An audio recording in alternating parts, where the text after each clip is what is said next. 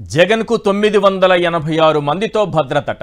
రామోజీరావు గారి పత్రిక ఏడుపు గొట్టు వార్త ఇది. జగన్కు ఇంత సెక్యూరిటీ అవసరమా అంటూ రామోజీరావు గారి ఆత్మ క్షోభించింది. నిజానికి 196 మందితో మాత్రమే జగన్కు భద్రత ఉంది. అర్జెంటుగా దాన్ని తొలగించేయాలి. ఆయన ప్రాణాలకు ముప్పు తలపెట్టాలి. ఇదే ఆ పచ్చమూక కోరుకునేది. 2014 నుంచి 2019 మధ్య చంద్రబాబు అండ్ ఫ్యామిలీకి అంతకు మించి సెక్యూరిటీ ఉందా లేదా? రామోజీరావు గారి పత్రిక సమాధానం చెప్పాలి. వీళ్ళు జగన్ సెక్యూరిటీపై ఎందుకు పడి ఏడుస్తున్నారో తెలుసా? మనల్ని డైవర్ట్ చేయడానికి చంద్రబాబు ఇచ్చిన హామీలకు సెక్యూరిటీ ఉందా? దానిపైన ఎంత వెతికినా రామోజీరావు గారి పత్రికలో సమాధానం దొరకదు. ఇప్పుడు ప్రజలకు కావాల్సింది చంద్రబాబు హామీలపై భద్రత. కాస్త క్లారిటీగా చెబుతాను, వినండి. రైతులకు పెట్టుబడి సాయం 20,000 ఇస్తానన్నారు. ఈ హామీకి సెక్యూరిటీ ఉందా? 18 ఏళ్లు నిండిన అమ్మాయికి 1500 ఇస్తానన్నారు. ఈ హామీకి సెక్యూరిటీ ఉందా? బీసీలకు 50 ఏళ్లకే పెన్షన్ ఇస్తానన్నారు. ఈ హామీకి సెక్యూరిటీ ఉందా? 3,000 రూపాయల నిరుద్యోగ భృతి ఇస్తానన్నారు. ఈ హామీకి సెక్యూరిటీ ఉందా? 20 లక్షల ఉద్యోగాలు ఇస్తానన్నారు. ఈ హామీకి సెక్యూరిటీ ఉందా? మహిళలకు ఉచిత బస్సు ప్రయాణం అన్నారు. ఈ హామీకి సెక్యూరిటీ ఉందా? ఇలా చెప్పుకుంటూ పోతే చంద్రబాబు ఇచ్చిన హామీల్లో ఎన్నింటికి సెక్యూరిటీ ఉందన్న ప్రశ్న తలెత్తుతుంది. దాని నుంచి మనల్ని డైవర్ట్ చేయడానికే జగన్ సెక్యూరిటీపై తప్పుడు రాతలు రాస్తున్నారు. 2014 నుంచి 2019 మధ్య చంద్రబాబుకు ఉన్న భద్రత ఎంత? దానికైన ఖర్చు ఎంత? 2019 నుంచి 2024 మధ్య జగన్కు ఉన్న భద్రత ఎంత? దానికైన ఖర్చు ఎంత? పచ్చపత్రికలు ఈవీఎంలపై ఒట్టేసి నిజం చెప్పాలి. దీంతో పాటు ప్రజలు ఓ 10 ప్రశ్నలు అడుగుతున్నారు. అవేంటో ఒక్కసారి స్క్రీన్ పైన చూద్దాం.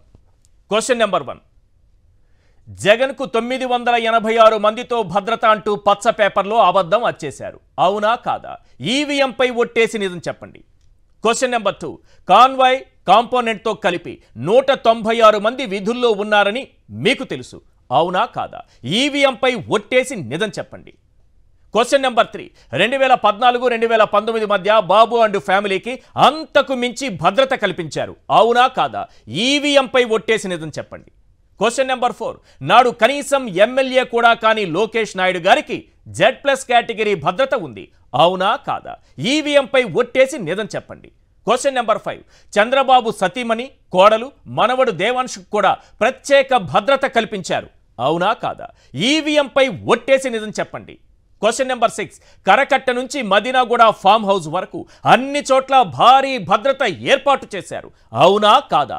ఈవీఎంపై ఒట్టేసి నిజం చెప్పండి. క్వశ్చన్ నెంబర్ 7, బాబు హామీల నుంచి ప్రజల దృష్టి మళ్లించేందుకే రోజుకో రకంగా జగన్ను టార్గెట్ చేస్తున్నారు. అవునా కాదా? ఈవీఎంపై ఒట్టేసి నిజం చెప్పండి. క్వశ్చన్ నెంబర్ 8, ఋషికొండ భవనాలు జగన్ ప్యాలెస్ అంటూ దుమ్మెత్తిపోయడం మీ డైవర్షన్ పాలిటిక్స్లో భాగమే. అవునా కాదా? ఈవీఎంపై ఒట్టేసి నిజం చెప్పండి. క్వశ్చన్ నెంబర్ 9, కార్యకర్తలపై దాడులు, వైఎస్ఆర్సీపీ మాజీ ఎమ్మెల్యేల అరెస్టులు మీ డైవర్షన్ పాలిటిక్స్లో భాగమే.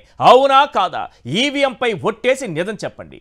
క్వశ్చన్ నెంబర్ 10, రాష్ట్ర వ్యాప్తంగా వైఎస్ఆర్సీపీ కార్యాలయాలు కూల్చివేసే కుట్రలు మీ డైవర్షన్ పాలిటిక్స్లో భాగమే. అవునా కాదా? ఈవీఎంపై ఒట్టేసి నిజం చెప్పండి. ప్రజలు అడుగుతున్నటువంటి ఈ 10 ప్రశ్నలకు ఎల్లో బ్యాచ్ మొత్తం కూడా సమాధానం చెప్పాలి. ముఖ్యంగా ఎల్లో పత్రికలు దానికి సమాధానం చెప్పాలి. రైట్, ఎందుకు నేను పదే ఈవీఎంపై ఒట్టేసి నిజం చెప్పండి అని అంటున్నాను? మీకు వేరే రకంగా అర్థమైంది కదా.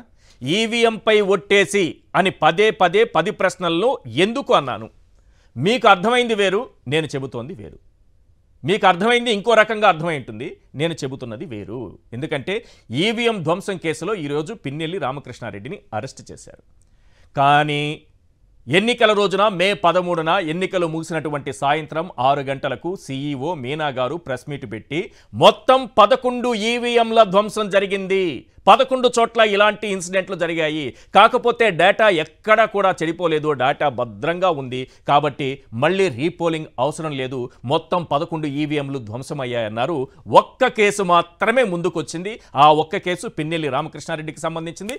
ఈరోజు అరెస్ట్ కూడా జరిగిపోయింది. మరి మిగిలిన 10 కేసులకు సంబంధించినటువంటి పురోగతి ఏంటి? ఈవీఎంకి సంబంధించిన అంశం కాబట్టి ఈవీఎంపై ఒట్టేసి నిజం చెప్పమన్నాను. ఒక చిన్న బ్రేక్ తీసుకుందాం. బ్రేక్ తర్వాత ఈ డైవర్షన్ పాలిటిక్స్, అలాగే జగన్ సెక్యూరిటీకి సంబంధించిన అంశం, అలాగే పిన్నెల్లి రామకృష్ణారెడ్డి అరెస్ట్కి సంబంధించిన విషయం వీటితో పాటు అత్యంత ప్రధానమైనది జగనన్న గోరుముద్ద ద్వారా ఈ రోజు వరకు పిల్లలందరికీ 650 కోట్ల రూపాయలతో మంచి భోజనం అందించారు జగన్ గారు. కానీ ఈరోజు ఖాళీ ప్లేట్లు చేతిలో పట్టుకుని పిల్లలు ఆకలితో పోతున్నటువంటి దృశ్యాలు కూడా మీకు నేను చూపిస్తాను. ఇవేవి పచ్చ బ్యాచ్ కనపడదు, పచ్చ పత్రికలకు కనిపించదు. ఆకలితో అల్లాడిపోతున్నారు ఈరోజు పిల్లలు. 10 రోజుల నుంచి ఇదే జరుగుతోంది.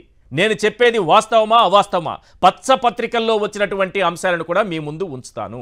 ఇవాల్టి బిగ్ క్వశ్చన్లో పాల్గొంటున్నారు దువ్వాడ శ్రీనివాస్ గారు, వైఎస్ఆర్సీపీ ఎమ్మెల్సీ, కృష్ణంరాజు గారు సీనియర్ అనలిస్ట్, అలాగే కోటంరాజు వెంకటేష్ శర్మ గారు హైకోర్టు అడ్వకేట్. రైట్, కొద్దిసేపటి క్రితమే పిన్నెల్లి రామకృష్ణారెడ్డి గారి అరెస్ట్ జరిగింది. మే 13న మాచర్ల నియోజకవర్గంలో పిన్నెల్లి ఒక పోలింగ్ కేంద్రంలో ఈవీఎం ధ్వంసం చేశారు. ఆయన పైన అనేక సెక్షన్ల కింద కేసులు పెట్టారు. 307 అంట, 147, 148, 120B, 324, రెడ్ విత్ 149 ఇలా రకరకాల సెక్షన్ల కింద కేసులు పెట్టారు. రైట్, తప్పు చేసిన వాళ్ళకి ఎవరికైనా సరే చట్ట ప్రకారం ఏం జరగాలంటే అది తప్పకుండా జరగాల్సిందే. ఎవరైనా తప్పు చేస్తుంటే శిక్ష పడాల్సిందే. కానీ ఎన్నికలు ముగిసిన మరుక్షణం ఆ రోజు మే 13న CEO మీనా గారు మనకి ప్రెస్ మీట్ పెట్టి ఒక మాట చెప్పారు. మొత్తం 11 చోట్ల ఈవీఎం ధ్వంసం సంఘటనలు జరిగాయని. ఒకసారి వారు ఏం మాట్లాడారో చూద్దాం. ఈ రాష్ట్ర ప్రజలు న్యాయం ఏ రకంగా జరుగుతోందో ఒకవైపు ఒక న్యాయం, ఇంకో వైపు ఇంకో న్యాయం అన్నట్లుగా గమనించాలి మీరందరూ. ఒకసారి మీనా గారు ఏమన్నది, ఇది నా మాటలు కాదు సార్, CEO గారి మాటలే మీకు ప్రజెంట్ చేస్తున్నా, CEO గారు చెప్పిందే మీకు వినిపిస్తున్నా. ఒక్కసారి ఆ బయట వేయండి ప్లీజ్. 8+2+1 సో 11 ఇన్సిడెంట్స్లో మషిన్ డ్యామేజ్ చేయడం జరిగింది. 11 ఇన్సిడెంట్స్లోనే మనం రిట్రీవ్ చేసేసి అక్కడ లా అండ్ ఆర్డర్ ఇష్యూని మళ్ళీ కరెక్ట్ చేసేసి అక్కడ పోలింగ్ స్టార్ట్ చేయడం జరిగింది. So one thing I would like to bring to your notice is that although there were violence incidents, although there were machines damaged, but everything was controlled in time, and all the places the polling was continued, and some places it is also going on. Because of total 8+2+1 so 11 incidents లో machine damage చేయడం జరిగింది. 11 incidents లోనే మనం retrieve చేసేసి అక్కడ law and order ఇష్యూని మళ్ళీ correct చేసేసి అక్కడ పోలింగ్ స్టార్ట్ చేయడం జరిగింది. మాకు స్కూల్లో ఏం చెప్పారంటే 8+2+1 అంటే 11 అవుతుందని చెప్పారు. ఒకటని చెప్పలేదు. 8+2+1 అయితే మేము చదువుకున్న దాని ప్రకారం 11. మిగిలిన 10 కేసులు ఏమైపోయాయి? అవి ఈవీఎం ధ్వంసంకి సంబంధించినటువంటి దృశ్యాలు కూడా ఏంటి. ఇందులో చాలా ఆశ్చర్యకరమైనటువంటి అంశాలు కూడా కొన్ని ఉంటాయి. ఇప్పుడు అందులో హత్యాయత్నం కూడా కేసు పెట్టారు. ఆ ఈవీఎం ధ్వంసం చేస్తున్నారన్నారు కదా, ఈవీఎంని విసిరి కొట్టారు, అది ధ్వంసం అన్నారు. ధ్వంసం అయితే డేటా మొత్తం పోవాలి, డేటా పోలేదు, డేటా భద్రంగా ఉంది, అందుకే మనకు అక్కడ మళ్ళీ రీపోలింగ్ పెట్టలేదు. పైగా అడ్డుకున్న వ్యక్తిని పక్కకు దోశారు. అడ్డుకున్న వ్యక్తిని పక్కకు దోసినందుకు మళ్ళీ సపరేట్గా పిన్నెల్లి వెంకటరామరెడ్డి మరికొందరి పైన 307, 332, 143, 147, 304, 149 నాకు తెలిసినంతవరకు ఎన్నున్న ఐపీసీ సెక్షన్లు ఆల్మోస్ట్ అన్నీ వాడేసినట్టున్నారు, అన్నీ వాడేశారు. కానీ అంతకుముందు ఈ 10 మంది ఏమైపోయారు? 10 ఈవీఎంల కేసుల సంగతి ఏంటి? వాటి పురోగతి ఏంటి? అవి ఎక్కడున్నాయి? ధ్వంసం చేసిన వాళ్ళని అరెస్ట్ చేశారా? ఈ సెక్షన్ల కిందే వాళ్ళపైన కేసులు పెట్టారా? సమాధానం చెప్పేవాళ్లే లేరు. ఇలా గొంతు చించుకుని అరవడం, ప్రశ్నించడం, ఇంతకు మించి అవతల వైపు నుంచి సమాధానం రాదు. అడిగేవాళ్ళు కూడా లేకుండా పోయారు. సరే ఏంటి సార్ దువ్వాడ శ్రీనివాస్ గారు, ఈరోజు పిన్నెల్లి గారిని అరెస్ట్ చేశారు. ఈవీఎంని ఇసిరి కొట్టారట, దాన్ని ధ్వంసం అని పేరు పెట్టారు. ధ్వంసం అయితే డేటా కూడా పోవాలి, డేటా భద్రంగా ఉంది, అక్కడేమో మళ్ళీ రీపోలింగ్ పెట్టలేదు. 11 కేసులు ఆయనే చెప్పారు. 8+2+1 లెక్కలేసి మరీ చెప్పారు. మాకు స్కూల్లో ఏమో 11 అని చెప్పారు. 8, 2, 1 కలిపితే. సార్ ఈశ్వర్ గారు, మీకు అలాగే వచ్చినటువంటి పెద్దలందరికీ కూడా నమస్కారం సార్. సాక్షి వీక్షకులకి నమస్కారాలు. ఇది చాలా దురదృష్టకరం సార్. అసలు ఈ కేసుని ఎలక్షన్ ఒకవేళ ఈవీఎం బద్దలు కొట్టారు అన్నటువంటిదే కేసు అయితే, ఇప్పుడు మీరు చదివి వినిపించినటువంటి సెక్షన్స్ కి ఆ ఈవీఎం బద్దలు కొడితే పట్టినటువంటి సెక్షన్స్ కి సంబంధం ఏమైనా ఉందా? అసలు వైఎస్ఆర్ కాంగ్రెస్ పార్టీకి చెందిన నేత కాబట్టి ఆయన మీద ఈ రోజు తప్పుడు కేసులు బనాయించారు.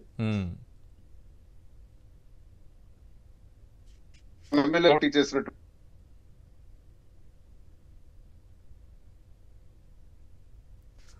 రైట్, సిగ్నల్ ప్రాబ్లం కనిపిస్తోంది, కొంత సాంకేతిక సమస్య. రికార్డ్ అయినటువంటి అంశాలని నేను క్లియర్ గా కూడా చూపించాను. నేనే మా టెక్నికల్ కాన్స్టిట్యున్సీకి సంబంధించినటువంటి విషయంలో అక్కడ వెబ్ క్యామ్ లో రికార్డ్ అయినటువంటి విషయాన్ని స్పష్టంగా తీసుకెళ్లి ఎవిడెంట్ గా కంప్లైంట్ ఇచ్చాను. రెస్పాన్స్ లేదు. కానీ ఈ రోజు పిన్నెల మీద మాత్రం లేనిపోని సెక్షన్లు పెట్టి ఆయన్ని ఇబ్బంది పెట్టడానికి టార్చర్ సార్ ఇది. కేవలం ఏంటంటే అతను వైసీపీకి చెందినవాడు, వైసీపీకి చెందినటువంటి పార్టీకి చెందినటువంటి అభ్యర్థిగా పోటీ చేశాడు కాబట్టి ఆయన పైన ఈ రోజు టార్చర్ క్రియేట్ చేస్తున్నారు. చాలా దుర్మార్గమైనటువంటి చర్యది. దీన్ని మేమందరం కూడా చాలా తీవ్రంగా ఖండిస్తున్నాం సార్. ప్రజాస్వామ్యవాదులు ఎవ్వరూ కూడా దీన్ని క్షమించరు. ఎన్నికలు అయిపోయినాయి. ఎన్నికలు అయిపోయిన తర్వాత ప్రజలు మీకు పెద్ద మ్యాండేటే ఇచ్చారు. మీకు ఇచ్చినటువంటి మ్యాండేట్ ప్రకారం మీరు ప్రజలకు కొన్ని మాటలు చెప్పారు. అంటే అమలుకు నోచుకోలేనటువంటి మాటలన్నీ కూడా మీ వాగ్దానాల్లో ఈ రోజు చెప్పారు. అమ్మఒడి, ఇంట్లో ఉండే ప్రతి బిడ్డకి ఇస్తామన్నారు. మీరు చదివినట్టు లిస్ట్ అంతా కూడా అయిందనక ఆ లిస్ట్ ప్రకారం అందరికీ ఇవ్వాలనుకునే దానిపైన మీ తాలూకా రోల్ ఏంటి? అసలు మీరు ఏం చేయాలనుకుంటున్నారు? మీరు ప్రతిది కూడా ఇప్పుడు మాట్లాడుతూ ప్రతి క్వశ్చన్ ని కూడా ఈవీఎం సాక్షిగా మీరు ప్రశ్నించడం జరిగింది. అందుకే నేను తెలియజేస్తున్నాను. ఈవీఎం మీద పెట్టి ఈవీఎం ఇప్పుడు లేనిపోని ఇష్యూస్ రాష్ట్రంలో క్రియేట్ చేస్తూ ప్యాలెస్లని, వైఎస్ఆర్ కాంగ్రెస్ పార్టీకి చెందినటువంటి కార్యాలయాలను కూలదోయటం అని ఇవన్నీ చేస్తున్నారు. సార్ నేను సూటిగా ప్రశ్నిస్తున్నాను, మీరు ప్రజలకిచ్చే మాటల్ని అమలు చేయాలనుకుంటున్నారా లేదా? అమ్మఒడి ఈ పాటికే పడాలి, రైతు భరోసా ఈ పాటికే పడాలి, జగనన్న విద్యా దీవెన, జగనన్న వసతి దీవెన పడాలి.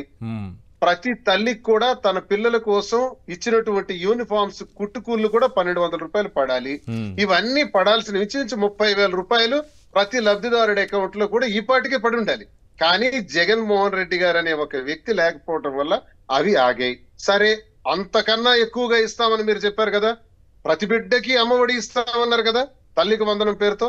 మరి 18 సంవత్సరాలు ప్రారంభమైన దగ్గర నుంచి ప్రతి మహిళకి 1500 ఇస్తామన్నారు కదా. నిరుద్యోగ భృతి ఇస్తామన్నారు కదా. 6000 ఇస్తామన్నారు కదా. ఈ పెన్షన్లు ఇవన్నీ ఏంటి? ఆల్రెడీ సార్ విధ్వంసం స్టార్ట్ అయిపోయింది గ్రామాల్లో. ఈశ్వర్ గారు ఎక్కడ ఎండిఐ ఆపరేటర్స్ ని ఆపేసినారు. కొత్త మళ్ళీ పాత డీలర్ సిస్టమే.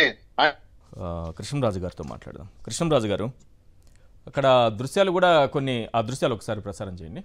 ఈవీఎం ధ్వంసానికి సంబంధించింది ఆ దృశ్యాలు కూడా చూస్తున్నాం సార్. ఒకటి, ఈవీఎం ధ్వంసం కింద అనేక సెక్షన్ల కింద కేసు పెట్టారు.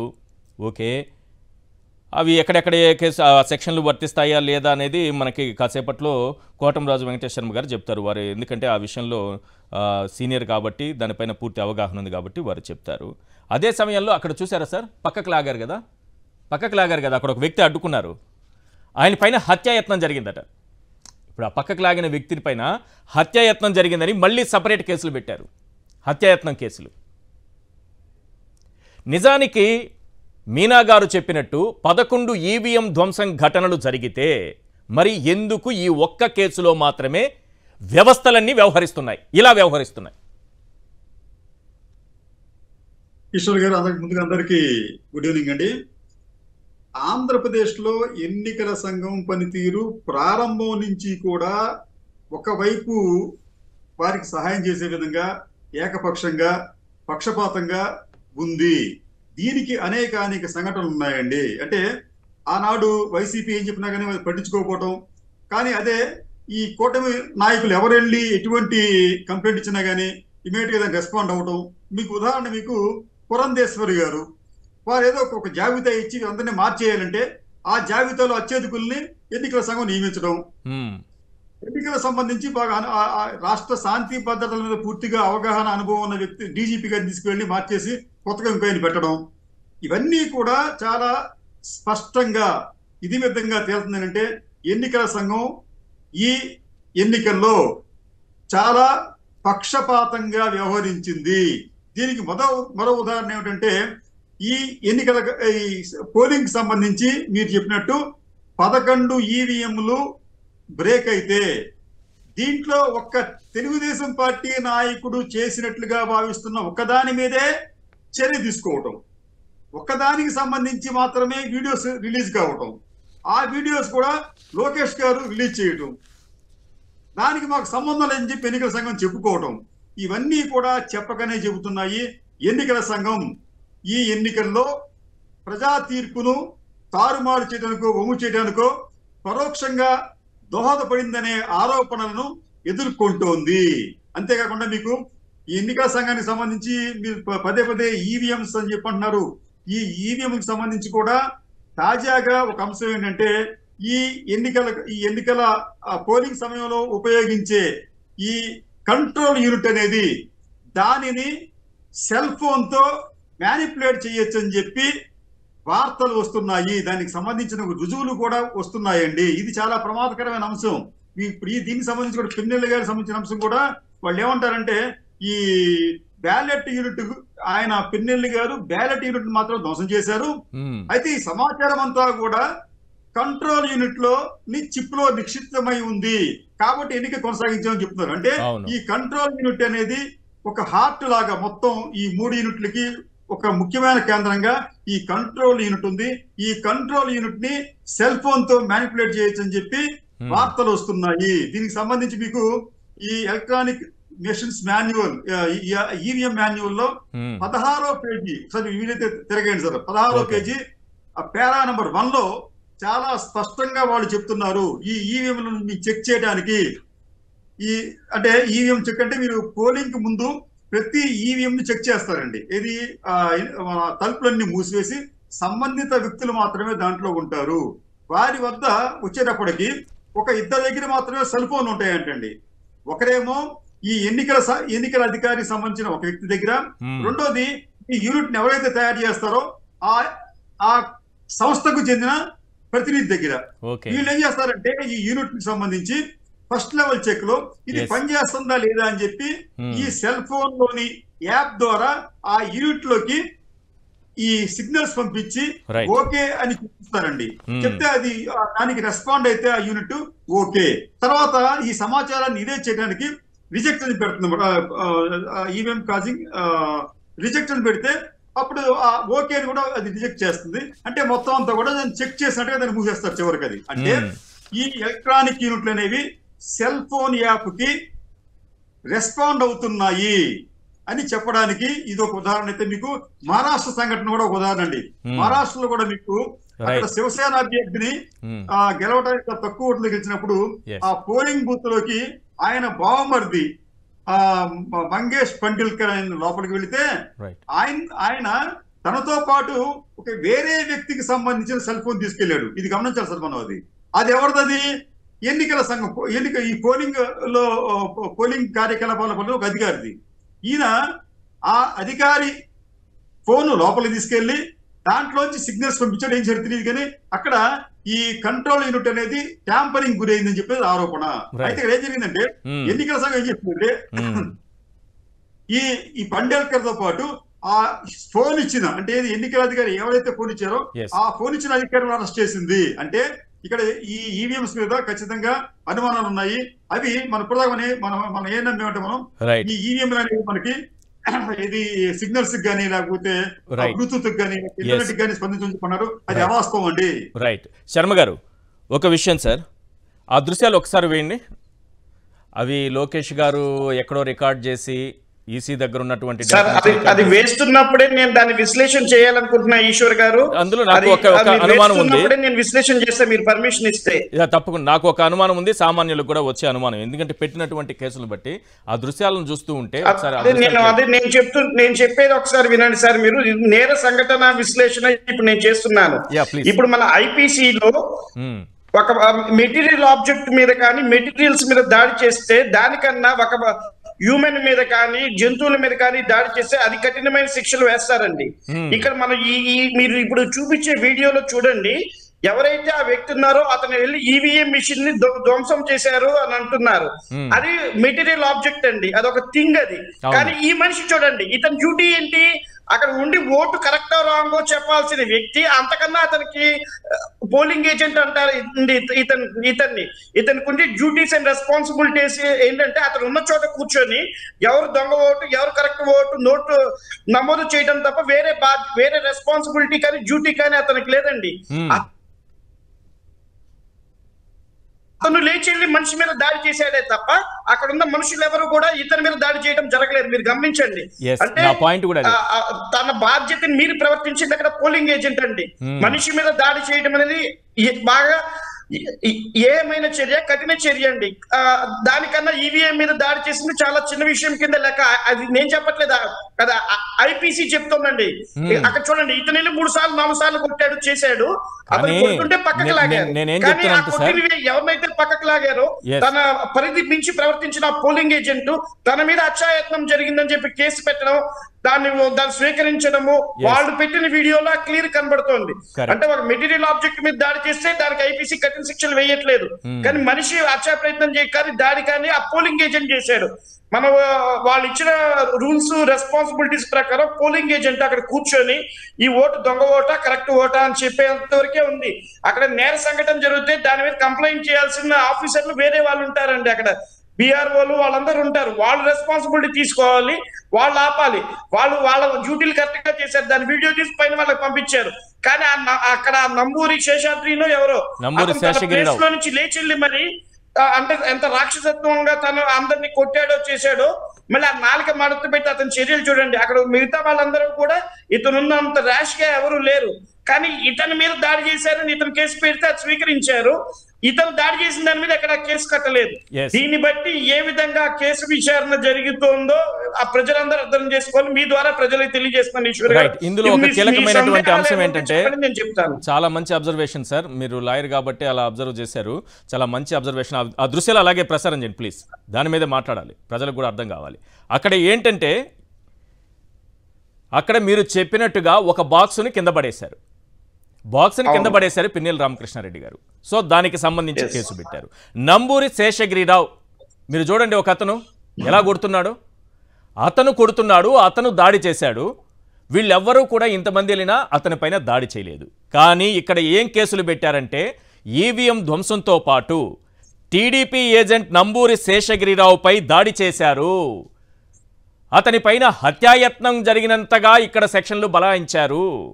ఎంత దుర్మార్గం అంటే, మొత్తం 15 మంది ఎమ్మెల్యేతో పాటు 15 మంది లోపలికి వెళ్ళారట. నాకు కనపడలేదు సార్ అక్కడెక్కడ 15 మందిపై పెట్టారు ఇప్పుడు కేసులు. ఎమ్మెల్యే మరో 15 మందిపై కేసులు పెట్టారు. కొట్టింది ఎవరు?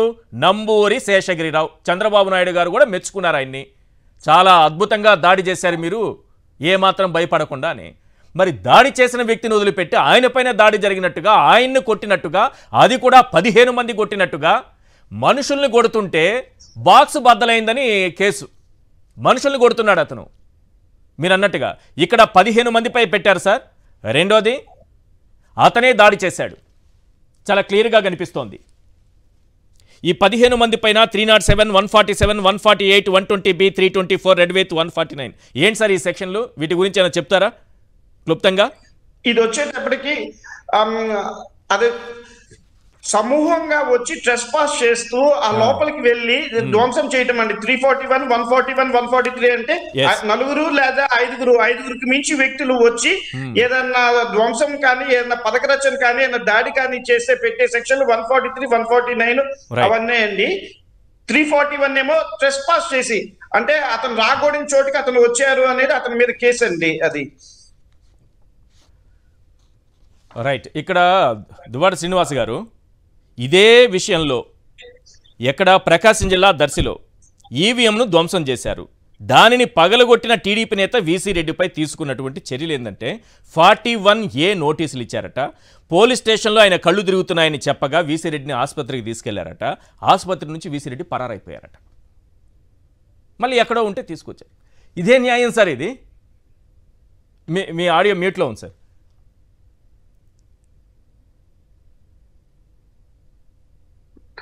ఈశ్వర్ గారు, నేను చెప్తుంది కూడా అదే. ఇప్పుడు పిన్నెల్లి గారి మీద ఒకవేళ కంప్లైంట్ పెట్టి లేనిపోని సెక్షన్స్ అన్ని బనాయించి ఆయన్ని టార్చర్ చేయాలనుకుంటే మరి తెలుగుదేశం నాయకులు చాలా దగ్గరలో పోటీ చేసినటువంటి అభ్యర్థులుగా పోటీ చేసిన వాళ్ళు చేసినటువంటి దుశ్చర్యలు, దాష్టికాలు, దౌర్భాగ్యాలకి మరి ఏం చేయాలి సార్? ఇప్పుడు నేనే స్వయంగా నేను టెక్కల్లో కూడా ఇప్పుడు మీకు అదే చెప్తున్నాను. నేను ఇదే ఎవిడెంట్ గా కంప్లైంట్ ఇచ్చాను, కానీ ఎవరు పట్టించుకోవాలా. ఇప్పుడు మీరు చెప్తున్న దర్శలో కూడా జరిగినటువంటి ఇన్సిడెంట్ మీద ఎవరు పట్టించుకోలే, ఎందుకంటే ఆయన అధికార పార్టీకి చెందినటువంటి వ్యక్తి కాబట్టి. పైగా మళ్ళీ ఇప్పుడు సెక్షన్స్ ని ఆల్టర్నేట్ చేసి లేనిపోని సెక్షన్స్, ముఖ్యంగా అటెంప్ట్ టు మర్డర్ సెక్షన్స్ కూడా అవి పెట్టి ఆయన్ని ఇప్పుడు ఈ రకంగా చేయటం అనేది చాలా దురదృష్టకరం. ఇది కావాలని ఇంటెన్షనల్ గా దురుద్దేశంతోనే వీళ్ళు చేస్తున్నారు అన్నదానికి ఇది నిదర్శనం సార్. ఇది నేను ఇంకోటి చెప్తున్నాను సార్, భద్రత పైన ఈ విధంగా మాట్లాడారు కదా, ఎందుకు ఆ విధంగా కక్షగట్టి మరి ఇంతమంది ఆయనకి భద్రత ఎందుకు అవసరమా? 986 మందితో జగన్కి భద్రతట, వాళ్ళకి అవుతున్నది లక్షల కోట్లు లేకపోతే లక్షలు కోట్లు ఇష్టం వచ్చినట్టు రాసేశారు. ఉన్నది 196 మందితో భద్రత. చంద్రబాబు నాయుడు గారికి భద్రత లేదా? 2014 నుంచి 19 వరకు కరకట్ట నుంచి ఇక్కడ మదీనగూడ ఫామ్ హౌస్ వరకు ఎంతమంది భద్రత ఉన్నారు? ఫ్యామిలీకి భద్రత ఉన్నారు. అలాగే దేవాంశకు కూడా భద్రత కల్పించారంట. నేనేం తప్పు పట్టట్లేదు, భద్రత కల్పించొద్దు, వాళ్ళ ప్రాణాలకి ముప్పు ఉండాలని నేను కోరుకోవట్లేదు. అది తప్పు కానప్పుడు ఇదెందుకు తప్పు అవుతుంది అని. ఇప్పుడు అదే ఇప్పుడు ఆయన సెంట్రల్ లెవెల్లో కూడా ఆయన కొంత ఫోర్స్ ఉన్నారు. అంతేకాకుండా సెక్యూరిటీ Z+ కేటగిరీ, అది కాకుండా ముఖ్యమంత్రిగా ఉండేటప్పుడు ఇప్పుడు చూడండి ఆయన ఎసెట్స్ ఉన్న దగ్గర కూడా వెళ్ళి పోలీసులు పహారా కాస్తున్నారు. ఆయన ఇంటి చుట్టూ వేలాది మంది పోలీసులు ఉన్నారు. ఇవన్నీ అసలు చర్చనీయాంశంలోకి తీసుకురావాల్సినటువంటి సందర్భం సార్. మీరు ఇప్పుడు పరిపాలనలో మీ దమ్మేంటో చూపించాలి.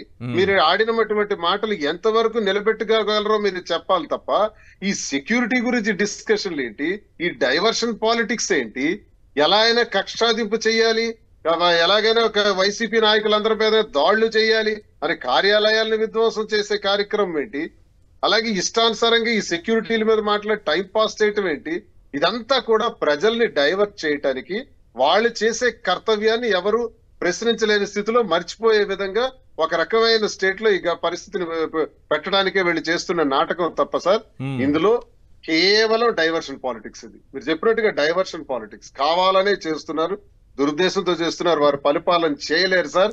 ఈ 2 పత్రికలు ఒకే రోజు రాయడం వెనక ఆంతర్యం ఏంటి? 2 పత్రికలు ఒకే రోజు అంటే ఇది ఉద్దేశపూర్వకంగానే ఒక పక్కా స్కెచ్ గీసుకొని మొత్తం ఒక డేటా, అబద్ధపు డేటా ఒకటి తయారు చేసుకొని అటు రామోజీరావు గారి పత్రిక, ఇటు రాధాకృష్ణ గారి పత్రికకి రెండిటికి ఒకే చోట నుంచి, ఇది ఎక్కడో కరకట్ట నుంచో ఇంకో చోట నుంచో ఒక ప్లాన్ ప్రకారం వెళ్ళిందనుకోవచ్చా?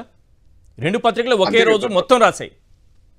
ప్రతిరోజు వీళ్ళు అనుకుంటారు సార్, అనుకునే చర్చించుకునే ఎల్లో మీడియాలో ముందుగా బయటకు విడిచిపెడతారు. ఎల్లో మీడియాలో వచ్చిన తర్వాత ప్రభుత్వం స్పందించినట్టు చూపెడతారు. ఇదంతా ఒక డ్రామా సార్. డ్రామా క్రియేట్ చేసే కావాల్సే వాళ్ళ ఉద్దేశపూర్వకంగానే ఒక ఐటమ్ రిలీజ్ చేస్తారు. ఆ ఐటమ్ ను ఒక 1 వీక్, 10 days, 20 days, ఒక 1 month కాలయాపన చేస్తారు. ఇలాగే 5 సంవత్సరాలు గడిపేస్తారు. అమరావతిలో పెట్టుబడులు ఏవైతే పెట్టుకున్నారో ఆ పెట్టుబడులను వెనక్కి తీసుకునే ఏర్పాట్లన్నీ చేసుకుంటారు. ఈ ప్రభుత్వ పథకాలన్నీ గాలికి విడిచిపెట్టేస్తారు. ఇచ్చిన వాగ్దానాలను అమలు చేయలేరు. వాళ్ళు చెప్పింది ఏవి కూడా చేయలేరు. గ్రామాల్లో అప్పుడే స్టార్ట్ అయిపోయింది ఇష్యూస్, అన్ని రకాల ప్రాబ్లమ్స్ కూడా స్టార్ట్ అయిపోయాయి సార్. ప్రతి గ్రామంలో కూడా ప్రభుత్వ పథకాలు అందుకునే దానిలో ప్రజలు చాలా ఇబ్బందులు పడే సందర్భాలు వచ్చి ఎరువులు పంపిణీ చేసే దగ్గర నుంచి స్టార్ట్ అయింది సార్. పెట్టుబడి సాయం సార్ 20,000 మీరుంటే ఈ టైంకి రైతు భరోసా పడిపోయేది కదా. ఇవ్వలేదు కదా, రైతు భరోసా ఇవ్వలేదు. ఇప్పుడు విత్తనాలు ఇవ్వాల్సినటువంటి సందర్భంలో 2-3 తెలుగుదేశం కార్యకర్తలు వచ్చి 10 బస్తాలు పంచి మిగతా 1000 బస్తాలు కూడా అమ్ముకుంటున్నారు సార్ విత్తనాలు. రైతులు విత్తనాల కోసం షాపులకు పరిగెట్టాల్సి వస్తుంది సార్. విత్తనాలు వేసే సమయంలో ప్రభుత్వం తాలూకా స్పందన ఏంటో చెప్పాలి సార్. దాని మీద మాట్లాడరా? మరి విత్తనాలు అయిన తర్వాత 20,000 ఇస్తామన్నారు కదా రైతు భరోసాకి. మేము 13,500 ఇచ్చాం, మీరు 20,000 ఇస్తామన్నారు. మరి ఇవ్వాల్సింది ఎప్పుడు వేస్తారు? మరి రేపొద్దున ఎరువులు ఎప్పుడు ఎలా ఇవ్వబోతున్నారు? మరి సాగునీరు అందిస్తారా లేదా? సాగునీరు ఇంతవరకు లిఫ్ట్లు గాని సాగునీరు అందించే ఏర్పాట్లు గాని ఎక్కడా కూడా చేయట్లేదే. అసలు ప్రభుత్వ పరిపాలన నిద్రావస్థలో ఉందే. కేవలం వైసీపీ నాయకుల మీద దాళ్లు చేయాలి, వాళ్ళని జైలుకి పంపించాలి, వాళ్ళపైన లేనిపోని సెక్షన్లు పెట్టి ఇబ్బంది పెట్టాలన్న ఆలోచనలోనే మీరు ఉన్నారు తప్ప మీరు పరిపాలన చేసే ఆలోచనలో ఉన్నారా? అసలు గ్రామాల్లో ఏమైనా అసలు పరిస్థితులు మీరు గమనిస్తున్నారా? చాలా తీవ్రమైన పరిస్థితులు ఉన్నాయి సార్. మరొక్క 2-3 నెలల్లో వీళ్ళ హానీమూన్ పీరియడ్ అయిపోతుంది సార్. ప్రతి ఒక్క విషయం ప్రజలకు అర్థమవుతుంది, ప్రతి ఒక్క విషయం ప్రజల పక్షాన్ని మేము పోరాటం జరుగుతుంది సార్. ఇవన్నీ కూడా భవిష్యత్తులో జరగబోయే విషయాలు. చాలా దౌర్భాగ్యమైన పరిస్థితులు వీళ్ళు క్రియేట్ చేస్తున్నారు. ఎండిఐ ఆపరేటర్స్ ని తీసేసినారు సార్. అందరూ డీలర్ల దగ్గరికే వెళ్ళాలి సార్. పాత పద్ధతుల్లో డీలర్ దగ్గర క్యూలో నిలబడాలి సార్. ఎండనక వాననక ఇక క్యూ కాయాలి సార్ సరుకుల కోసం. ప్రతి గడప గడపకి ప్రభుత్వ పథకాలు పంపే పరిస్థితి పోయింది సార్. వాలంటీర్లు ఉన్నట్ట వ్యవస్థ ఉన్నట్ట లేనట్ట? వాలంటీర్ వ్యవస్థ లేనట్టే, ఇంకా వాలంటీర్ వ్యవస్థ తీసేసినట్టే. అందుకే సచివాలయ వ్యవస్థ ద్వారా సచివాలయానికి సంబంధించినటువంటి సిబ్బంది ద్వారా డోర్ టు డోర్ చేస్తారట. ఎప్పుడు చేస్తారో ఎలా చేస్తారో మరి చూడాలి. మరి ఎంతవరకు వాళ్ళు దానికి ప్రణాళిక రచించారో కూడా. 10,000 రూపాయలు సార్ వాలంటీర్లకు. 10,000 రూపాయలు ఉగాది పండుగ రోజున హామీ. ఉగాది పండుగ రోజున హామీ వాలంటీర్లకు 10,000 ఇస్తామన్నారు. మరి 10,000 సంగతి అటుంచితే వాలంటీర్ వ్యవస్థను కొనసాగిస్తున్నారో లేదా క్లారిటీ ఇవ్వాలి కదా. ఇంతవరకు కేబినెట్ లో దానిపైన చర్చించలేదు, ఎక్కడా కూడా మాట్లాడటం లేదు. అసలు వాలంటీర్ వ్యవస్థ గురించి మీరు ఏం చెప్పాలనుకుంటున్నారు అన్నది క్లారిటీ లేదు. ప్రభుత్వ పథకాలు ఏవి కూడా అందించే పరిస్థితుల్లో ఈ ప్రభుత్వం లేదు. ప్రభుత్వ పథకాలన్నిటికీ గండి కొడతారు. ఏది చేయలేనటువంటి పరిస్థితుల్లో కేవలం వైసీపీ నాయకుల మీద దాడి చేస్తూ కాలయాపన చేస్తారో తప్ప వీళ్ళు ఈ ప్రభుత్వాన్ని ప్రజలకు సేవ చేయలేరు సార్. ఖచ్చితంగా మోసం చేస్తారు జనంకి. జనం ఇవన్నీ కూడా తిప్పి కొడతారు సార్. మళ్ళీ జగన్మోహన్ రెడ్డి గారు ఎక్కడ ఉన్నారు? జగనన్న లాంటి నాయకుడు మాకు కావాలి. జగనన్న ఉండేటప్పుడు ప్రతి అకౌంట్ లో కూడా మాకు ఖచ్చితంగా డబ్బులు మాకు ఇవ్వాల్సినటువంటి పథకాలు సంక్షేమాన్ని వారు అందజేశారు. ఆ నాయకుడే మాకు కావాలని ప్రజలందరూ జగన్మోహన్ రెడ్డి గారి దగ్గరికి వెళ్లే రోజు వస్తుంది సార్. 6 నెలలు వెయిట్ చేస్తే ఇవన్నీ కూడా మనకి క్లియర్ గా కనబడుతుంది సార్. ఇవన్నీ చూడబోతున్నాం సార్. రైట్ ఒకసారి ఆ గ్రాఫిక్స్ ప్లే చేయండి. మొత్తం ఎంతమంది జగన్ గారి భద్రతలో ఉంటారనేది, భద్రతా సిబ్బంది ఎంతమంది ఉంటారనేది ఒకసారి క్లియర్గా ప్రజలకు అర్థమయ్యేది. సివిల్ పోలీసులు ఎస్ఐ ఒకరుంటారు, ఏఎస్ఐలు 4, హెడ్ కానిస్టేబుల్ ఉంటారు, ఆర్ముడ్ రిజర్వ్ పోలీసులు ఆర్ఎస్ఐలు 2 ఉంటారు, ఏఆర్ఎస్ఐ ఒకరుంటారు, కానిస్టేబుళ్ళు 28 మంది ఉంటారు. అలాగే ఏపీఎస్పీ డిఎస్పీ 1, ఆర్ఎస్ఐ 3, ఏఆర్ఎస్ఐ 2, కానిస్టేబుళ్ళు 14 మంది, కానిస్టేబుళ్ళు 69 మంది. హెడ్ కానిస్టేబుల్ 14, కానిస్టేబుల్ 69 మంది. ఆక్టోపస్ విభాగంలో ఆర్ఐ 1, ఆర్ఎస్ఐలు 2, కానిస్టేబుల్ 10 మంది. ఇవి మొత్తం నేను లెక్కేస్తే ఇంతకుముందు చెప్పాం కదా లెక్క. అదనపు ఎస్పీ 1, ఇది ఐసోలేషన్లో, ఆర్ఐ 2, ఆర్ఎస్ఐ 3, కానిస్టేబుల్ 17 మంది. ఇంతకుముందు మన సీఈఓ గారు చెప్పినటువంటి లెక్క ప్రకారం 8+2+1 ఎంత అవుతుందంటే మాకైతే 11 అని తెలిసింది. మరి ఈ లెక్క కూడా చూస్తే మొత్తం 196 మంది తేలారు. కానీ రామోజీరావు గారి ఆత్మ అది మాత్రం 986 మంది అంటోంది. ఆత్మ ఘోషిస్తోంది జగన్ గారికి ఎక్కువ మంది భద్రతున్నారు, అర్జెంటుగా దాన్ని తొలగించేసేయండి, ఏదో ఒకటి చేయాలి మనం.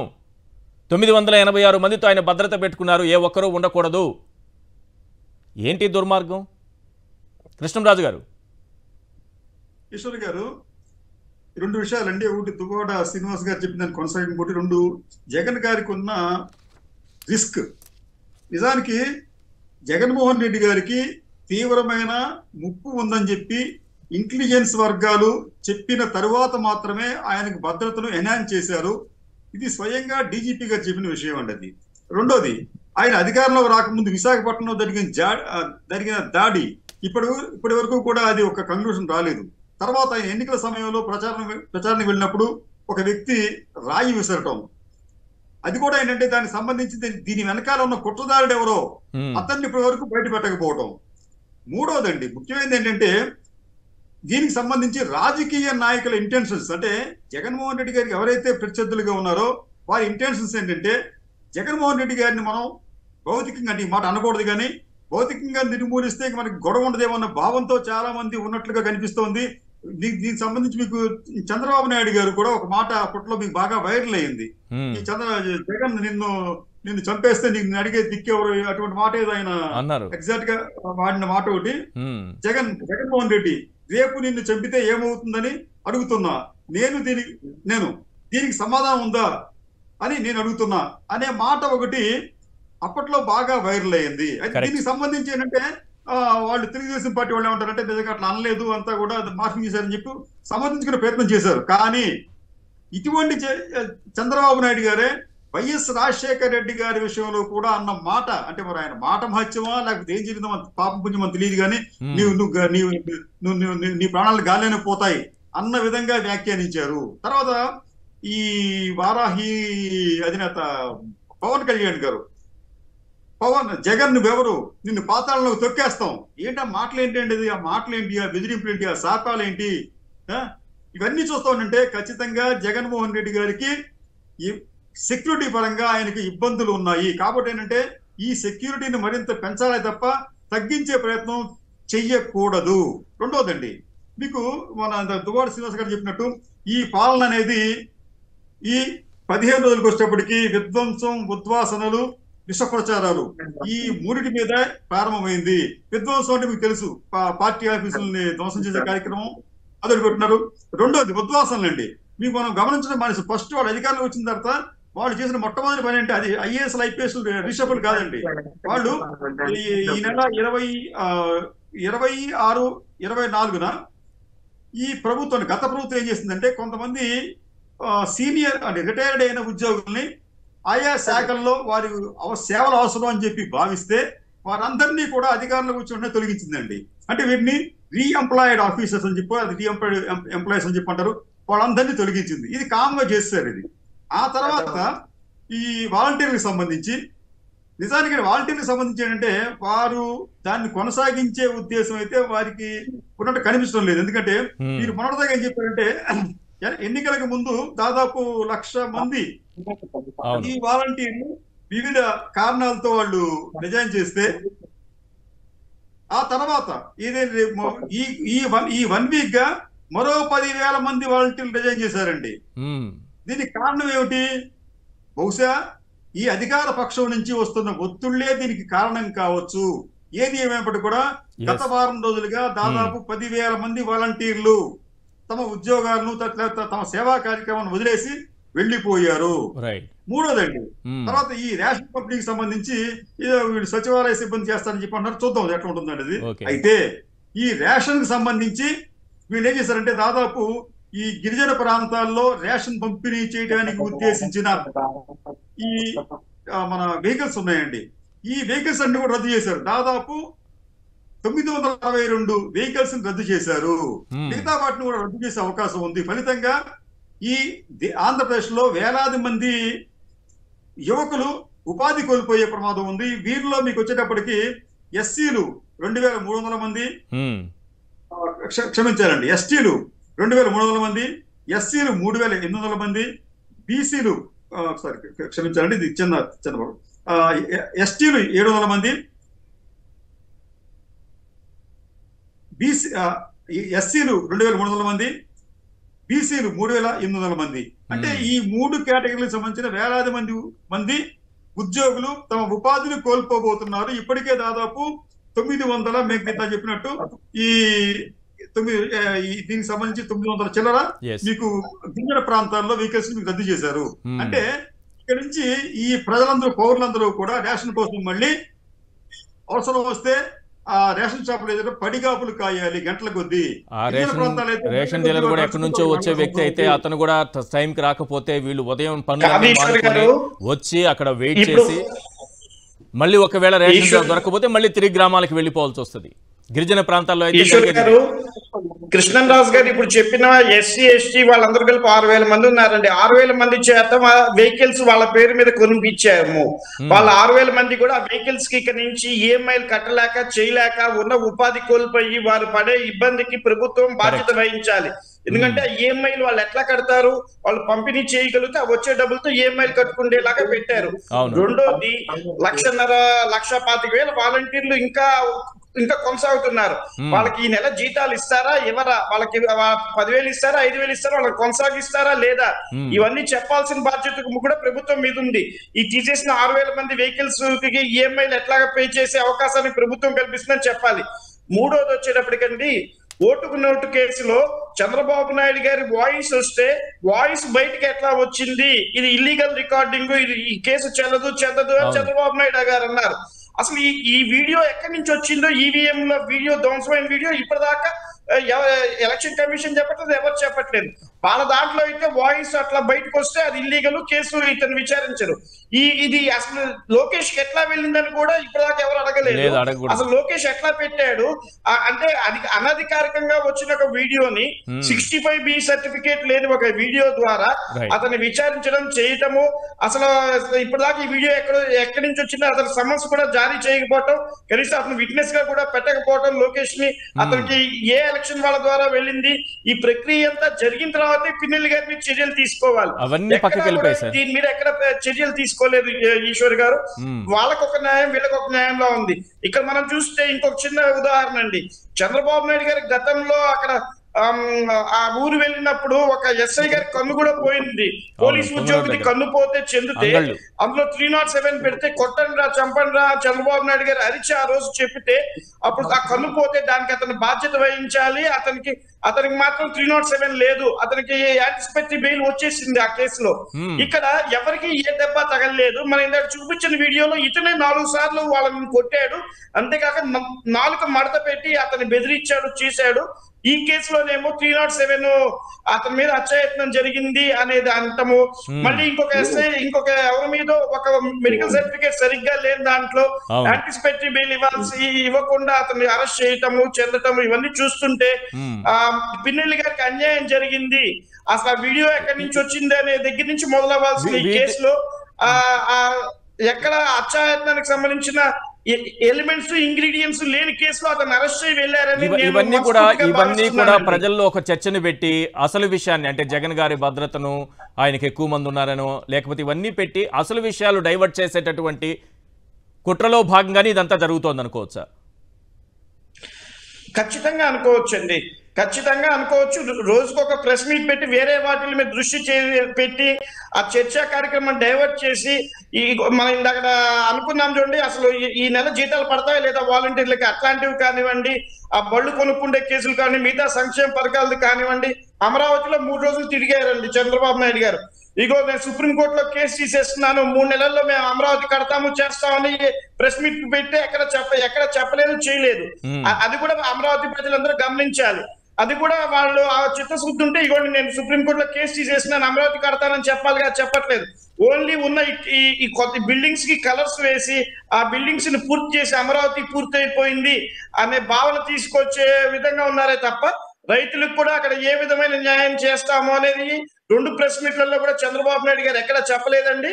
ఆ 2 ప్రెస్ మీట్ లో అడిగిన క్వశ్చన్స్ కూడా అమరావతికి కాకుండా ఏవో అక్కర్లేని క్వశ్చన్స్ వేశారు. అక్కడ పత్రికా విలేకరులు కూడా ఋషికొండ గురించో భద్రత గురించో అడిగారే తప్ప అమరావతిలో ఎప్పుడు సుప్రీంకోర్టులో కేసు తీసుకున్నారని ఏ పత్రికా విలేకరి అడగలేదు. దాని గురించి ఎక్కడ సమాధానం కూడా రాలేదండి. శ్రీనివాస్ గారు, ఈరోజు ఒక్కొక్క పథకం, అద్భుతమైనటువంటి పథకాలు తీసుకొచ్చి ప్రజల దగ్గర నుంచి స్కూలుకి వెళ్ళే పిల్లల వరకు ప్రతి ఒక్కరూ సంతోషంగా ఉండేటటువంటి రోజుల నుంచి జస్ట్ ఈ 10-15 రోజుల్లోనే ఎన్ని డైవర్షన్ పాలిటిక్స్ చేశారో మనం చూస్తూ వస్తున్నాం. ఋషికొండ దగ్గర నుంచి, వైఎస్ఆర్సీపీ కార్యాలయాల కూల్చివేత దగ్గర నుంచి, జగన్ గారి భద్రతా అంశాన్ని తీసుకురావడం దగ్గర నుంచి, పిన్నెల్లి అరెస్ట్ దగ్గర నుంచి అన్నీ చూస్తున్నాం. ఈ రాష్ట్రంలో స్కూలుకి వెళ్ళే ప్రతి బిడ్డ ఆకలితో బాధపడకూడదని వారం రోజుల పాటు ఆ మెనూని మారుస్తూ అద్భుతమైనటువంటి మెనూ ఇస్తూ వారికి పౌష్టికాహారం అందిస్తూ జగనన్న గోరుముద్ద ద్వారా దాదాపు 650 కోట్ల పైన ఖర్చు పెట్టినట్టున్నారు. చేస్తే ఈరోజు విజయనగరం జిల్లా బొబ్బిలి మండలం పిరిడి జిల్లా పరిషత్ స్కూల్లో పరిస్థితి ఏంటనేది ఒక్కసారి చూపిస్తాను. ఈ ఆర్తనాదాలు పిల్లలు వినండి.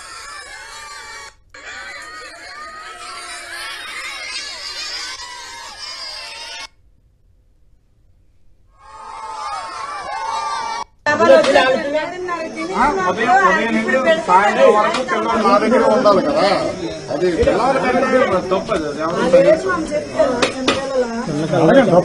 అడగండి. మీ పిల్లలు అడగండి అమ్మా.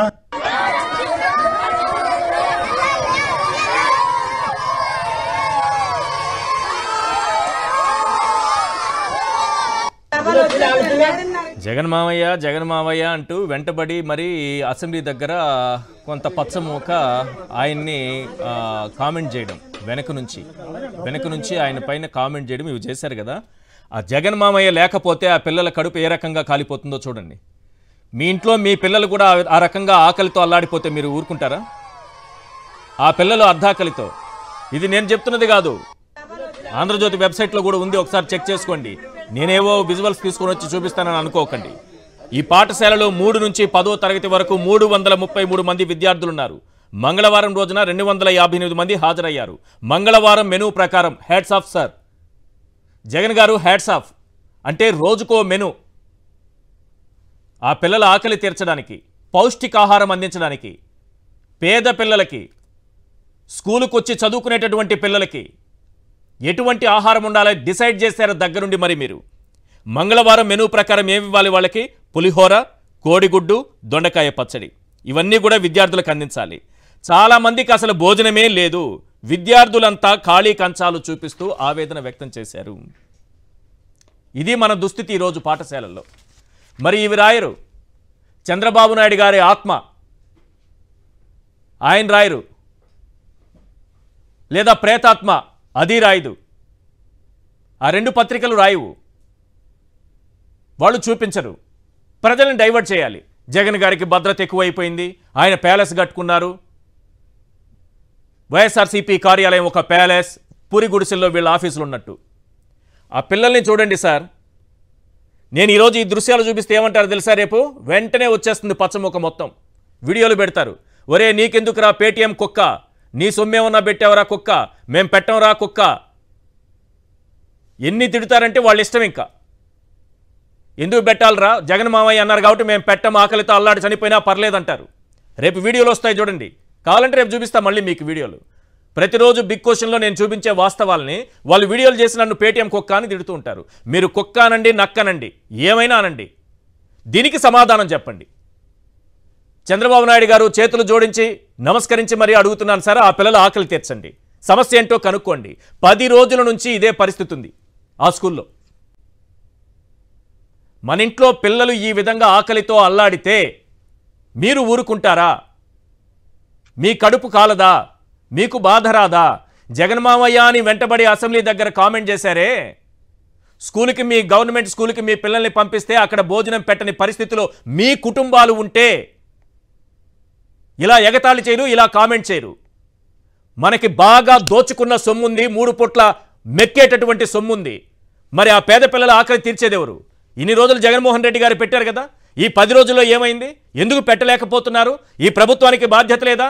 చంద్రబాబు నాయుడు గారు పిలిచి అడగాలి కదా అక్కడ ఏం జరుగుతోందని. పసిపిల్లల ఆకలి సార్ అది, కడుపు మంట సార్ అది. కంచాలు చేతబట్టుకొని నిలబడాలా 10 రోజుల్లోనే? నన్ను పేటీఎం కుక్క అనేటటువంటి ప్రతి ఒక్కరికి చెబుతున్నా, రేపు రాస్తారు కదా మీరు, రాయండి. కానీ ఆ పిల్లల ఆకలి తీర్చండి. మీ ఇంట్లో మీ పిల్లల ఆకలి ఆ విధంగా ఉంటే మీ మనసు ఒప్పుకుంటుందా? దువ్వాడ శ్రీనివాస్ గారు, మీకు దగ్గరలోనే సార్ ఇది, పిరిడి హై స్కూల్లో. అవును సార్, విజయనగరం జిల్లా సార్ అది. ఇవి చూపించరు, ఇవి చెప్పరు సార్ ఎవరు, వీటి గురించి మాట్లాడరు. జగన్కి భద్రత ఎక్కువైంది, కార్యాలయం కూల్చేయాలి. అక్కడేది బెంగళూరులో అంట డబ్బింగ్ వాయిస్ జై జగన్ అంటే సైకో జగన్ అని వీళ్ళు డబ్బింగ్ వాయిస్ చెప్పి సిగ్గుపడాలి సార్ ఈరోజు మీడియా. ఈ ఆత్మ ప్రేతాత్మలు సిగ్గుపడాలి. స్కూళ్ళకి సంబంధించి ప్రపంచంలోనే ఊహించని విధంగా ప్రక్షాళన చేసుకుని వచ్చారు సార్ జగన్మోహన్ రెడ్డి గారు. ప్రతి స్కూల్ ని నాడు నేడు ద్వారా బ్రహ్మాండంగా తీర్చిదిద్ది, కాంపౌండ్ వాల్స్ కి పెయింటింగ్స్ వేసి, బొమ్మలు వేసి, స్కూల్ గదులన్నీ కూడా బ్రహ్మాండంగా గ్రానైట్ ఫ్లోరింగ్ వేసి, టైల్స్ వేసి, బెంచీలు, టేబుల్స్, లైట్స్, ఫ్యాన్స్ వేసి, గ్రీన్ బోర్డు వేసి, సపరేట్ టాయిలెట్స్ గర్ల్స్ కి బాయ్స్ కి కట్టి, జగనన్న విద్యా కానుక ద్వారా స్కూల్ బ్యాగ్స్ ఇచ్చి 6,000 రూపాయలు విలువ ఖరీదైనటువంటి బ్యాగ్ లో text books, work books, note books, belt, tie, shoe, socks. ఈ షూ ఎలా ఉంది, ఇది నాసిరకంగా ఉందా, మేలైన రకంగా ఉందా, బాగుందా లేదా అని ఆ షూని పట్టుకొని చూసే ముఖ్యమంత్రిని ప్రపంచంలో ఎక్కడైనా చూసామా సార్? ఈ స్కూల్ బ్యాగ్ ఎలా ఉంది అని చెక్ చేసే ముఖ్యమంత్రిని ఎక్కడైనా చూసామా సార్? నా మేనల్లుళ్ళు, నా మేనకోడళ్ళకి ఇవి నేను పంపిస్తే అందజేసినటువంటి ఆ స్కూల్ బ్యాగ్స్ తో పాటు యూనిఫారాలు 3 ఇచ్చి, యూనిఫారాలకి చెల్లెమ్మల దగ్గర డబ్బులున్నాయో లేదని పుట్టుకూళ్ళు కూడా ఇచ్చి ప్రతి స్కూల్లో కూడా జగనన్న గోరుముద్ద ద్వారా బ్రహ్మాండమైనటువంటి భోజనాలు, ప్రతి రోజు కూడా ఏ రకమైన భోజనం పెడతామని ఒక మెను, ఆ మెను చార్ట్ ప్రతి స్కూల్లో కూడా హ్యాంగ్ చేసి ప్రతి పిల్లాడు కూడా కంఠస్థం అయిపోయింది సార్ ఈ రాష్ట్రంలో. మా మెను సోమవారం అంటే ఇది, మంగళవారం అంటే ఈ రకమైన భోజనం చేస్తాం, బుధవారం ఈ రకమైన భోజనం చేస్తామని పిల్లలు సంతోషంగా భోజనాల దగ్గరకు వచ్చి బ్రహ్మాండంగా భోజనం చేసి మా జగన్మామయ్య మాకు ఇవన్నీ చేశాడని సంతృప్తి చెందుతున్నటువంటి అసెంబ్లీ దగ్గర ఒక ఎల్లో బ్యాచ్ మొత్తం కూడా జగన్మామయ్య అయిపోయిందా గుండుగోరు గారా మీ పిల్లలని కామెంట్ చేస్తున్నారు సార్. నేను ఆ రోజు అసెంబ్లీ దగ్గర ఉన్నాను, సారుకి రిసీవ్ చేసుకోవడానికి మేము ఉన్నాం. సార్ వస్తున్నప్పుడు ఈ కడుపు మంటకి పిల్లల ఆకలికి వీళ్ళేం సమాధానం చెప్తారు? జగన్మామ అని అంత దారుణంగా మాట్లాడుతున్నారు. నేను అదే, పిల్లలు ఈ రోజు ఆకలి తీర్చలేని స్థితిలో ఈ ప్రభుత్వం ఉంది. పసి పిల్లలు సార్ ఈ రోజు ప్రభుత్వ పాఠశాల నుంచి పిల్లలు షిఫ్ట్ అయిపోతున్నారు సార్. జగన్మామయ్య ముఖ్యమంత్రిగా లేరా? మరి జగన్మామయ్య మాకు అమ్మఒడి ఇవ్వరా? జగన్మామయ్య మరి మాకు మా తాలూకా స్కూల్ బ్యాగ్స్ మాకు ఇవ్వరా? మా బుక్స్ మాకు ఇవ్వరా? జగన్మామయ్య లేకపోతే మేము ఎలా చదువుతామని ప్రభుత్వ పాఠశాలలో ఉండేవాళ్ళు మళ్ళీ ప్రైవేట్ పాఠశాలకు షిఫ్ట్ అయిపోయే దౌర్భాగ్యమైన స్థితి వస్తుంది సార్. మరొక్క ఏడాది, మరొక్క 2 ఏళ్లలో మొత్తం ప్రభుత్వ వ్యవస్థలన్నీ కూడా, ప్రభుత్వ పాఠశాలలన్నీ కూడా సర్వనాశనం అయిపోయే విధంగా చేయటానికి శ్రీకారం చుట్టారు సార్. ఈ రోజు భోజనాలు పెట్టుకోలేని పరిస్థితి మీరు విజయనగరంలో చూశారు. ప్రతి స్కూల్లో కూడా ఇదే పరిస్థితి. ప్రతి స్కూల్లో కృష్ణరాజు గారు 30 సెకండ్స్. ఎమ్మెల్సీ గారు చెప్పింది అక్షర సత్యం అండి. నేను స్వయంగా చూశాను. ఒక పేదింటి కుటుంబం ప్రభుత్వ పాఠశాలలో తమ బిడ్డలను చదివించుకుంటూ ప్రభుత్వం మారడంతో అక్కడ విద్యా ప్రమాణాలకు సంబంధించి వాళ్ళకి అనుమానాలు వచ్చి ఈ మధ్యనే ఒక 2-3 డేస్ క్రితమే వారిని ప్రైవేటు స్కూళ్ళలో జాయిన్ చేశారు. అంటే ఏమవుతుందంటే ఇక్కడ వ్యవస్థల్ని నిర్వీర్యం చేస్తున్నారు, నాశనం చేస్తున్నారు. కనీసం పిల్లలకి ఈశ్వర్ గారు మీరు క్లోజ్ చేసే ముందు ఇంకో ఇంపార్టెంట్ ఇష్యూ ప్రజల దృష్టికి తీసుకెళ్లాలి సార్ మనం. ఖచ్చితంగా సార్ ఇది సార్ జగన్ గారు పేద విద్యార్థులకి ఇప్పుడు ఈ స్కూల్ విద్యార్థులకు కనీసం మెనువు కూడా సమకూర్చలేని ఈ ప్రభుత్వం రేపు చాలా అట్టహాసంగా 5 కోట్ల రూపాయలతో దివంగత రామోజీరావు గారి సంస్మరణ సభ అధికారికంగా నిర్వహిస్తోంది. రేపు ఖచ్చితంగా మిమ్మల్ని పిలుస్తాను, రావాలి, మాట్లాడాలి. కరెక్ట్ గా చెప్పారు పాయింట్, అద్భుతమైన పాయింట్ చెప్పారు మీరు. ఈశ్వర్ గారు ఒక చిన్న పాయింట్ పెడతాం సార్, దానిపైన మీరే విశ్లేషించాలి. రైట్, ప్రైవేట్ స్కూళ్లలో పేద విద్యార్థులకి 25% రిజర్వేషన్ కల్పిస్తూ జగన్ గారు జీవో తీసుకొచ్చారండి. మీకు అందరికీ తెలిసిందే. పేద పిల్లలకి ప్రైవేట్ స్కూల్లో రద్దయిపోయింది. దాని మీద పేద విద్యార్థులకి ఏ విధంగా బాసటగా చేస్తామని ప్రభుత్వం నుంచి ఏమీ రాలేదు. పేద విద్యార్థులు చదువు అందించాలని కానీ ప్రైవేట్ స్కూళ్ళలో జగన్ గారు తీసుకొచ్చారు. దాని మీద ప్రభుత్వం ఇప్పటిదాకా ఏ కామెంట్ చేయలేదు. చూపిస్తామని తిండి పెట్టల 10 రోజుల నుంచి అదే పరిస్థితి. రైట్, ఫైనల్ గా ఒక మాట, నిన్నైతే మాత్రం మంగళవారం రోజున 2000 కోట్ల రూపాయలు అప్పు చేసింది రాష్ట్ర ప్రభుత్వము. 2000 కోట్ల అప్పుకు సంబంధించి మన సాక్షి దినపత్రికలో అప్పులు మొదలు 2000 కోట్లతో చంద్రబాబు ప్రభుత్వం బోని అనే ఒక వార్త రాశారు. ఇదే జగన్మోహన్ రెడ్డి గారు చేసుంటే మంగళవారం ముష్టెత్తుకున్న సైకో అని రాసేవాళ్ళు. మంగళవారం ముష్టెత్తుకున్న సైకో అని, రాష్ట్రాన్ని అప్పుల్లో ముంచేస్తున్నటువంటి తొగ్లక్ అని, ఇలా 2 పేపర్లు రాసేవి. కానీ సాక్షి దినపత్రికకి తల ఉంచి నమస్కరిస్తున్నా. థ్యాంక్ యూ సార్, జర్నలిజాన్ని జర్నలిజంగానే కొనసాగిస్తున్నందుకు. ఎందుకంటే అలాంటి హెడ్లైన్లు మీరు పెట్టకుండా 2000 కోట్లతో చంద్రబాబు ప్రభుత్వం మా అప్పులు మొదలు పెట్టిందని మాత్రమే రాశారు.